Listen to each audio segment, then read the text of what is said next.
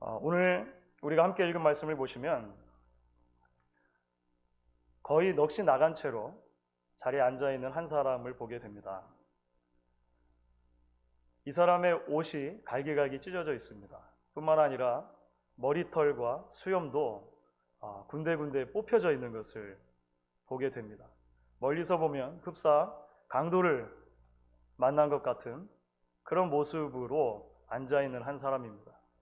그런데 이 사람의 형편이 이렇게 된 것은 어떤 외부의 무력 때문에 된 것이 아닙니다. 이 사람은 스스로 자신의 옷을 찢었습니다. 스스로 자기 머리털을 뽑고 수염을 뜯어낸 것입니다. 그렇다면 이 사람이 좀 정신적으로 문제가 있는 사람일까요? 마치 예수님 당시에 거라사에 있었던 광인과 같이 귀신이 들렸다든지 극심한 정서적인 장애를 앓고 있는 사람이었냐라고 하는 것입니다. 그것도 아닙니다. 이 사람은 지극히 정상적인 사람이었습니다. 공부를 많이 했고 많은 백성들에게 존경을 받는 리더였다고 하는 것입니다. 짐작이 이미 되시겠습니다만 말씀드리는 이 사람은 에스라입니다. 에스라. 우리가 지난주에 함께 말씀을 나눴던 것처럼 하나님의 섭리 가운데 2차 귀환자들의 리더가 되어서 그들을 이끌고 다시 고국 땅으로 돌아오게 했던 그 2차 귀환의 주역 에스라라고 하는 것이죠. 그는 율법에 능한 사람이었고 제사장이었습니다. 그래서 심지어 페르시아의 왕이었던 아닥사스도 왕도 그 에스라가 어떤 사람인지를 알아보고 그에게 특별한 조서를 내려서 많은 사람들을 이끌고 고토로 돌아가 그곳에서 다시금 새로운 공동체를 세우라 라고 하는 일을 일임했던 바로 그 에스라라고 하는 것입니다. 여러분, 도대체 어떤 일이 일어난 것일까요? 왜 지금 에스라라고 하는 이 사람이 거의 넋이 나간 사람처럼 밤 미치광이의 모습으로 이렇게 자리에 앉아 있느냐라고 하는 것입니다. 우리가 오늘 말씀을 통해서 이 질문들에 대해 답을 해 나가다 보면 이제 한 사람의 신앙에서 대단히 중요한 요소 중에 하나를 맞닥뜨리게 될 것입니다. 그것은 바로 회개라고 하는 주제입니다. 회개. 그리고 오늘 말씀 가운데 특별히 그 회개라고 하는 주제와 관련된 여러 요소들 가운데서도 우리가 잊기 쉬운 또는 우리가 놓치기 쉬운 굉장히 중요한 회개의 한 측면을 우리가 보게 될 것입니다. 에스라가 말씀드렸던 것처럼 무리를 이끌고 이제 예루살렘에 이르러서 이제 조금씩 자리를 잡고 난 이제 얼마 지나지 않은 후에 일어난 일입니다. 에스라에게 어떤 보고가 들어오게 됩니다. 그 보고는 무엇이냐면 하나님의 백성들의 범죄와 관련된 내용이었습니다. 하나님의 백성들의 지금 현재 삶과 신앙의 현주소가 무엇이냐와 관련된 보고가 에스라에게 들어오게 됐다는 거예요. 한마디로 요약하면 거룩이 무너졌다는 것입니다. 거룩. 성경이 말하는 거룩의 핵심은 구별됨입니다. 그렇죠? 구분됨입니다. 이 땅에 발딛고 살아가지만 하나님의 백성들은 더 이상 이 땅의 삶의 가치와 기준이 아니라 하나님 나라의 가치와 기준을 따라 구별된 삶으로 부르셨다라고 하는 것이 성경의 공통된 가르침입니다. 그래서 구약 성경을 보시면 특별히 이 거룩이라고 하는 것은 이방 민족들과 구분된 삶을 살 것으로 설명이 됩니다. 이방 민족들과 섞이면 안 된다는 거예요. 이방 민족들과 철저하게 구별된 삶의 방식, 삶의 양식을 가지고 살아가야 한다. 하나님의 말씀을 붙들고 그래서 살아가야 한다. 성경이 계속해서 이야기하는 이유가 거기에 있는 것입니다. 그런데 오늘 말씀을 보시면요, 고토로 돌아온 이스라엘 백성들, 하나님의 백성들이 범죄하게 되었는데 그 결과가 무엇이냐면 이방 백성들과 구별이 없는 상태가 되어버렸다라고 하는 것입니다. 그렇죠. 겉으로 놓고 보면 가장 중요한 문제는 이제 이스라엘 민족이 주변에 있었던 이방 민족들과 결혼을 한 것으로 나타나 있습니다. 그렇죠. 이방 민족들의 딸들을 데려다가 아내를 삼기도 하고 며느리를 삼기도 했다라고 하는 것이 오늘 말씀에 지적된 부분이에요. 그런데 여러분, 이것은 단순하게 오늘날 우리가 소위 말하는 국제 결혼을 말하는 게 아니에요. 성경은 한 번도 그런 식으로 말한 적이 없습니다. 성경은 한 번도 그런 식으로 인종차별주의적으로 결혼이라고 하는 문제를 접근하지 않아요. 여기서 말하는 것은 율법이 금한 이방 민족들과의 자혼을 말하는 것입니다. 왜 이방 민족들과의 자혼을 금하는가? 그것은 단순하게 결혼의 문제가 아니라 그것을 통해서 이방 민족들이 섬기고 있었던 종교, 그들의 잘못된 문화, 하나님을 대적한 삶의 습관을 답습할 수 있는 가능성이 그대로 열려있기 때문에 그렇습니다. 그렇죠. 그래서 성경은 계속해서 이방 민족들과의 결혼을 이런 모습으로 금하고 있다는 거예요. 특별히 이 주제가 에스라서와 느헤미야서에서 아주 많이 강조가 됩니다. 왜냐하면 예전에 이스라엘과 유다가 결국은 망할 수밖에 없었던 이유, 하나님이 그들을 이방 민족들의 손에 아예 팔아 넘기셨던 이유가 거기에 있기 때문입니다. 그래서 여러분, 오늘 말씀을 보시면 1절과 2절을 보시면 이스라엘 백성들이 이제 친밀한 관계를 맺게 되었던 주변 국가들을 하나하나 다 언급합니다. 그렇죠? 주변 민족들을 오늘 길게 제가 읽었는데요. 가나안 사람, 헷 사람, 브리스 사람, 여부스 사람, 암몬 사람, 모압 사람, 애굽 사람, 아모리 사람, 하나하나 다 언급한 이후에 특별히 두 가지의 표현을 사용을 합니다. 그것은 무엇이냐면 1절과 2절에 이제 나와 있는데요. 1절에서는 이스라엘 백성들이 그들의 가증한 일을 따라 했다라고 하는 표현이 나옵니다. 가증한 일. 구약 성경에 많이 사용되죠. 그것은 뭐냐면 우상 숭배를 비롯해서 이방 종교와 문화의 삶의 방식, 습관들을 그대로 따라 했다는 말입니다. 예를 들어서 점을 친다든지, 자녀들을 복수를 위해서 불 가운데로 지나가게 한다든지, 성경에서 금지되고 있는 내용도 있지 않습니까? 이런 것들을 다 통틀어서 가증한 일이라고 하는 거예요. 그런 가증한 일들을 이스라엘 백성들이 행했다는 것입니다. 두 번째로 2절을 보시면 이런 표현이 나오죠. 그들의 딸을 맞이해 아내와 며느리로 삼아 거룩한 자손이 그 지방 사람들과 서로 섞이게 되었더라. 무슨 말입니까? 하나님의 백성이 이방 백성과 더 이상 구별이 안 될 정도로 동화가 됐다는 거예요. 차이가 없게 되었다는 것입니다. 전체를 요약하면 하나님의 말씀을 따라서 거룩한 하나님을 닮아가야 될 백성들이 말씀이 금지한 백성들을 따라갔다는 거예요. 다시 역사를 거슬러 올라가면 원래 이스라엘 민족과 유다 민족이 하나님 앞에서 멸망했었던 바로 그 이유, 정확하게 그 똑같은 모습을 다시 반복했다는 것입니다. 예전과 같은 모습으로 다시 돌아가게 되었다라고 하는 거예요. 바로 이 말을 듣고 에스라가 하나님 앞에 고꾸라진 것입니다. 자신의 속옷과 겉옷을 모두 뜯었습니다. 안에 받쳐있는 옷이 있고 겉에 두르는 옷이 있었는데요. 이 모든 다 뜯었다는 거예요. 심지어 말씀드렸던 것처럼 자신의 머리털과 수염까지 뜯었습니다. 유대 문화에서 옷을 찢는다고 하는 것은 슬픔의 표현입니다. 극도로 슬프다는 거예요. 애통하는 모습이죠. 수염과 머리털을 뜯는다는 것은 부끄러움과 관계된 것으로 보여집니다. 수치, 내가 너무 부끄럽습니다 라고 하는 표현을 그렇게 했다라고 하는 거예요. 그리고 그렇게 저녁 때까지 넋이 나간 사람처럼 앉아 있었다는 거예요.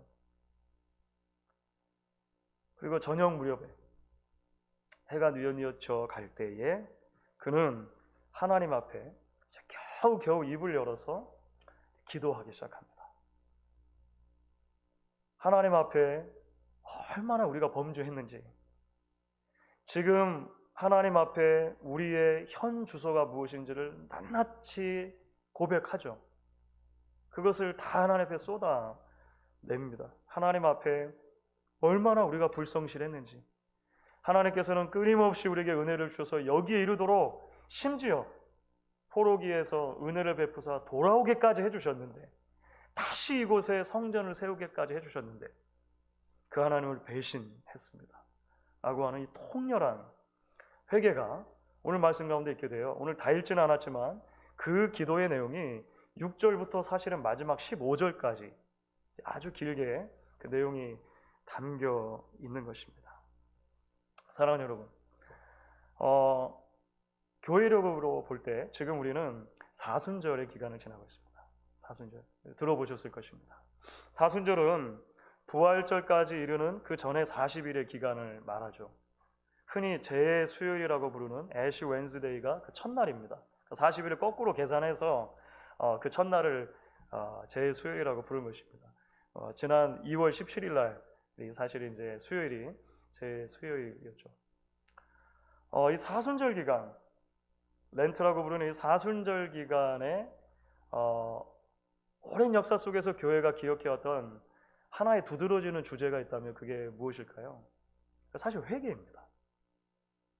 이 사순절 기간은 보통 이제 우리는 고난 주간과 또 특별히 이제 부활절로 맞는 그 한 주간에 많이 집중을 하게 됩니다만, 오랜 교회 전통에서는 이 40일의 기간 전체가 예수 그리스도의 순환, 예수 그리스도의 죽으심을 생각하면서 하나님 앞에 참회하는 시간으로, 우리의 죄를 하나님 앞에 고백하는 시간들로 그렇게 가져왔다라고 하는 거예요.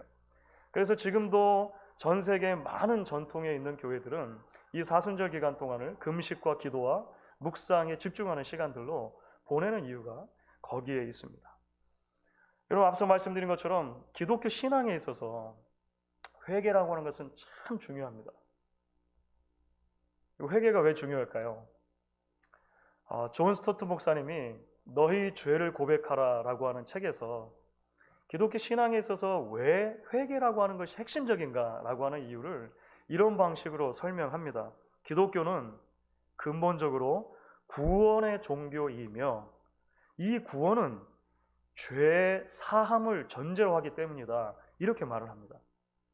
자, 이게 무슨 말이냐면 두 가지 정도로 설명을 할 수가 있습니다. 하나는 회개가 회심의 출발점이라고 하는 것입니다. 죄가 사해지지 않고서는 구원이 없습니다. 죄 사함이 없이는 구원이 없다는 거예요. 그런데 성경은 우리에게 한결같이 이야기를 합니다. 죄 고백이 없으면 죄 사함도 없다는 것입니다. 여러분, 그래서 우리가 하나님의 은혜를 깨닫고 그 하나님의 은혜 속으로 깊이 들어가 구원을 경험한다라고 하는 것은 반드시 하나님과 멀어져 있는 내가 그 자체로 얼마나 거대한 죄의 덩어리인가를 깨닫고 하나님 앞에 나아가서 마음을 다해 애통하고 참회하는 것, 그 회개의 강을 건너지 않고서 구원의 확신이라고 하는 것은 없다는 것을 성경은 계속해서 강조합니다.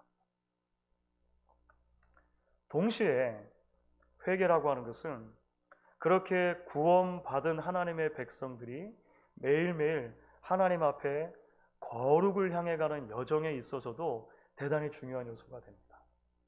성경은 한 번도 처음 믿을 때 한 번 진하게 회개하고 그렇게 해서 구원의 확신을 가지고 나면 더 이상 회개하지 않아도 된다라고 그렇게 말하지 않습니다. 성경은 우리의 매일의 거룩은 결국 매일 우리 안에 아직 남아있는 죄와 싸우는 일이고, 그 죄악된 우리의 현실을 하나님 앞에 고백하는 것, 회개와 맞닿아있다라고 계속해서 설명을 한다라고 하는 거예요. 하나님 앞에 서는 그날까지 매일의 회개가 없이 하나님 앞에 서는 거룩도 없다라고 하는 것, 그걸 성경이 우리에게 계속해서 반복적으로 가르쳐주고 있는 바입니다. 그런데 여러분, 오늘 우리가 함께 읽은 이 말씀은 특별히 성도의 신앙의 여정 가운데 중요한 이 회개와 관련해서 말씀드렸던 것처럼 우리가 놓치기 쉬운 부분, 때는 우리가 소홀하기 쉬운 아주 중요한 다른 부분 하나를 강조해 준다는 것입니다. 그것은 무엇이냐면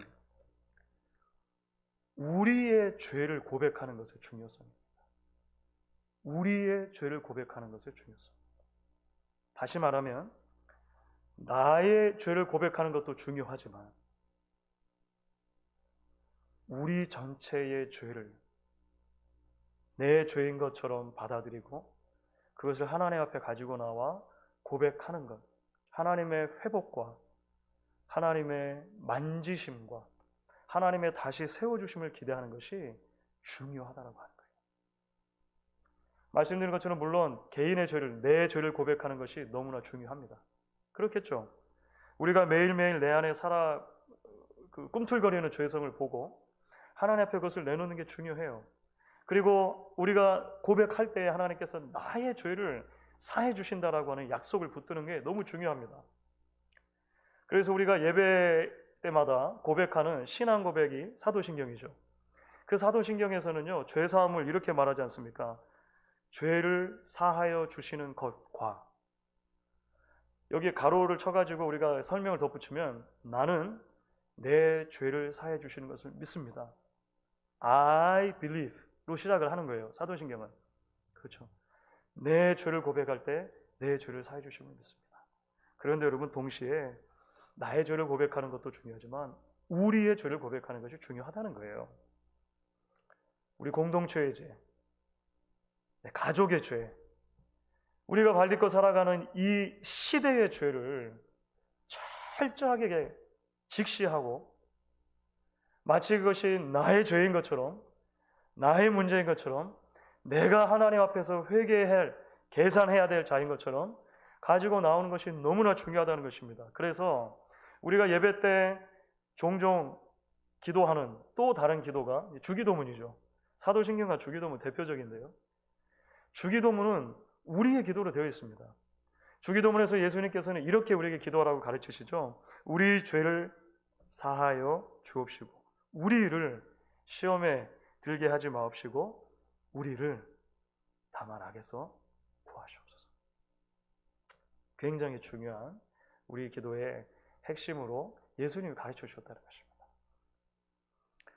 지난 주간에 한국에서 한 기독교 신문에 참 안타까운 내용의 뉴스 기사가 실렸습니다. 서울에 있는 한 교회에 담임 목사님, 비교적 젊은 담임 목사님이 오랜 기간 동안 그 교회의 청년들을 상습적으로 성폭행을 했다라고 하는 그런 기사가 신문에 실렸습니다. 아버지가 오랫동안 목회했던 교회에 아버지가 은퇴를 하고 나서 이제 후임으로 이 아들 목사님이 부임을 한 거예요. 담임 목사로 부임하기 전에도 이미 그 교회에서 청년 사역자와 리더로 오랜 기간 동안 사람들의 인정을 받았습니다. 그런데 바로 그 지점을 이용해서 제자훈련이라고 하는 그런 아주 친밀한 그 훈련과 교제, 나눔의 장을 의도적으로 그런 방식으로 해서는 안 되는 일을 하는 자리로 사용을 했다는 거예요. 이것이 공론화가 됩니다. 공론화가 된 이후에 결국은 그 목사님이 속했던 교회에서 그것을 이제 조사하고 기소하고 나중에 목사의 직을 박탈하게 됐다라고 하는 뉴스가 있었어요. 그런데 지난 주간에 이 문제와 관련해서 또 다른 종류의 그 뉴스가 불거지기 시작한 것입니다. 그렇게 된 이후에 그 교회 원로 목사로 계속 남아 계시는 아버지 목사님이 공론화된 이후에 계속해서 교회의 성도님들에게 설교를 통해서 또 메시지를 통해서 아들 목사를 옹호하고 두둔하고 변명하는 그런 그 행동을 계속했다는 거예요. 결과적으로 피해를 입은 많은 청년들과 그 가족들을 2차적으로 가해하는 일들이 있었다라고 하는 것이죠.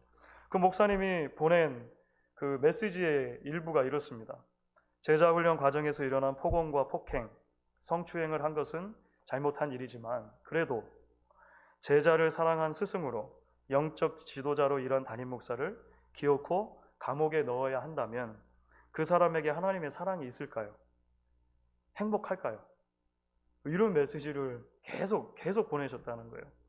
그러면서 이런 문제를 세상 법적으로 가지고 가는 것 자체가 얼마나 하나님의 영광을 가리우고 성령을 거스리고 복음 전파를 막고 교회를 무너뜨리고 하는 것인가, 계속해서 성도들에게 협박이기도 하고 회유이기도 하고 그런 거죠. 했다는 것입니다. 사랑하는 여러분, 이런 뉴스를 들으면 우리는 참 마음이 안타깝게 느껴집니다. 아들의 죄를 직시하고 피해자와 그 가족들이 당한 고통을 생각하며 그것을 공적으로 사죄하고 그 문제를 올바르게 잡으려고 노력하고, 나아가 공동체가 입었을 문제, 상처, 그 교회 공동체 앞에 이 세상 가운데 영적인 리더십을 발휘해야 하는 교회가 이 세상 앞에 사실 이런 문제들이 공적으로 참회와 회개와 바로잡음으로 이어져야지 당연한 것인데 그렇지 못하는 모습들을 볼 때 사실은 너무나 마음이 안타깝습니다. 오히려 그런 것이 하나님의 영광을 가리우고 성령을 거스리는 것이고 교회를 무너뜨리라는 것이라고 하는 것을 너무나도 쉽게 놓치는 것 같아서 마음이 답답해지기도 했던 것 같습니다. 그런데 여러분, 사실은 우리가 조금만 뒤로 물러서 한 걸음만 뒤로 물러나서 생각을 하면 우리 역시도 이런 문제에서 완전히 자유로울 수 없다는 것을 우리는 발견하게 됩니다. 여러분, 한편으로 우리는요, 우리 가까이 있는 이들의 죄악과 잘못에 대해서 그것을 정확하게 직시하고 안타까운 마음으로 하나님 앞에 가지고 나와 나의 죄인 것처럼 고백하고 참회하는데 사실 익숙하지 않습니다. 여러분, 우리는 종종 가족을 위해 기도할, 가족의 건강과 사업의 번창과 자녀들의 성공을 위해서 마음을 쏟아 기도합니다. 때로는 여러분 우리가 금식하기도 하고요, 때로는 밤낮으로 눈물을 흘리며 기도할 때도 있습니다. 그런데 여러분, 남편과 아내의 오랜 고질적인 죄 때문에 하나님 앞에 통회하며 마치 그것이 나의 죄인 것처럼 금식하고 기도했던 적이 마지막으로 언제입니까? 우리 자녀들의 악함과 불경건함 때문에 고집스러운 자아와 깨지지 않는 하나님 앞에서의 그 죄악된 모습 때문에 가슴 아파하며 작정해서 하나님 앞에 눈물 쏟아 기도했던 적이 마지막으로 이건 언제입니까? 우리 부모님들의 신앙과 그 성경적인 그 삶의 자취를 볼 때 때로 불신앙적인 모습, 성경에서 떠나 있는 그 아집, 고집들을 보면서 우리가 하나님 앞에 통회하며 눈물을 흘려 마지막으로 기도했던 적이 언제입니까? 우리는 이런 일들에 사실 생각해 보면 잘 익숙하지 않습니다. 동시에 우리는 이 시대의 죄악과 잘못에 대해서도 온전히 하나님이 기뻐하시는 방식으로 중보하며 회개하지 못할 때가 많음도 인정하지 않을 수 없습니다. 비리와 부정을 우리가 비판하는 것은 쉽습니다.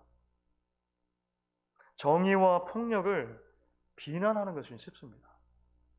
그런데 점점 하나님께로부터 멀어질 뿐 아니라 나아가 적극적으로 하나님을 대적하는 이 시대의 죄악을, 이 시대의 하나님을 향한 배신을 마치 나의 문제인 것처럼, 내가 계산해야 할 것처럼 하나님 앞에 가지고 나와 통회하며 자복하며 하나님, 이 죄악을 해결해 주시지 않으면 우리에게 소망이 없습니다라고 우리가 하나님 앞에 눈물을 기도하는 것은 대단히 어렵다라고 하는 것입니다.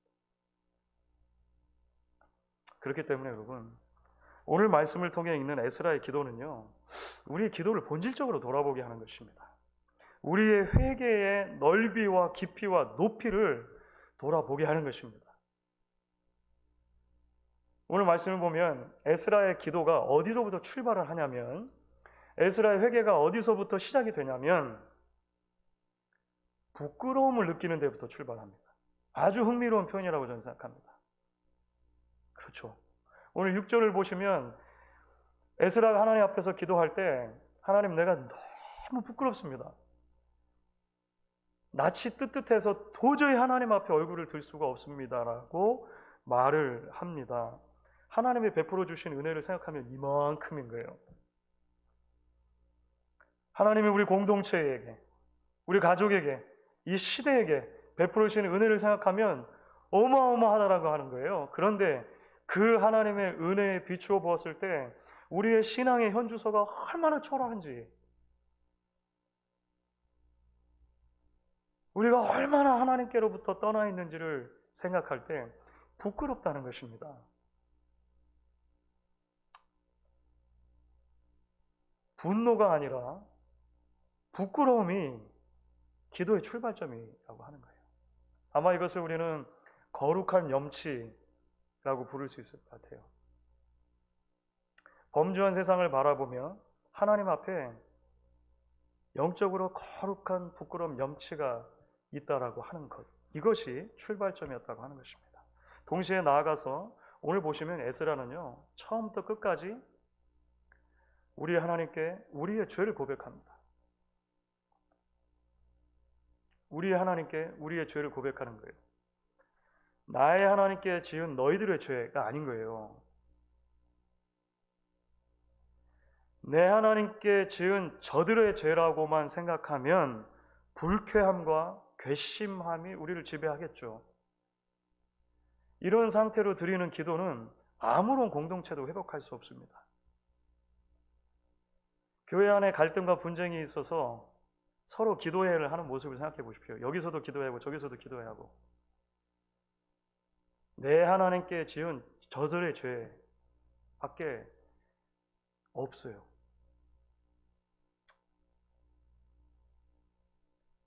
그래서는 공동체가 회복되지 않는 것입니다. 우리 하나님께 범한 우리의 죄를 통렬한 심정으로 가지고 나와 기도할 때 비로소 공동체의 회복이 시작되는 것입니다. 비로소 이 시대가 하나님 앞으로 돌아오기 시작하는 것이고, 이 시대를 향한 하나님의 치유의 손길이 펼쳐지기 시작하는 것입니다. 2000년 교회사를 보십시오. 성경에 드러나는 모든 역사를 보십시오. 때로 하나님의 부흥이 폭발적으로 부어졌을 때, 그때는 모두가 다 하나님의 말씀의 권위가 회복되고 동시에 그 말씀에 비추어 거대한 회개의 역사가 일어났던 때입니다. 내 죄만 고백한 것이 아닙니다. 우리 자녀들의 죄, 우리 부모님의 죄, 우리 교회의 죄, 우리 가정과 우리 시대의 죄악을 철저하게 하나님 앞에 가지고 나와서 애통하는 마음으로 고백하기 시작했을 때, 그것을 인정하고 하나님 앞에 늘어놓기 시작했을 때, 거기로부터 하나님의 역사가 시작됐다는 것을 우리는 보게 된다는 거예요. 주 안에서 사랑하는 여러분, 작년에 이어서 올해도 우리가 팬데믹 가운데서 사순절을 맞게 되었습니다. 우리 전도사님 중에 한 명이 그러더군요. 작년에 고난주간 또 부활절을 팬데믹 가운데 그 영상으로 맞았었던 기억이 있는데, 올해도 이럴 줄은 차마 몰랐습니다. 그렇죠. 올해도 우리가 그렇게 된 것 같아요. 여전히 이 세상 곳곳에 무너진 자리들이 있습니다. 멀리 미얀마에서 들리는 소식이 너무나 우리의 마음을 아프게 합니다. 마찬가지로 우리가 살고 있는 이 미국과 우리 고국인 한국도 어수선하기는 마찬가지인 것 같습니다. 여러분, 이런 특별한 시기, 우리가 지나가고 있는 이 사순절 기간을 하나님 앞에 참 회개로 나아가는 기간으로 삼아 보시는 것은 어떻겠습니까?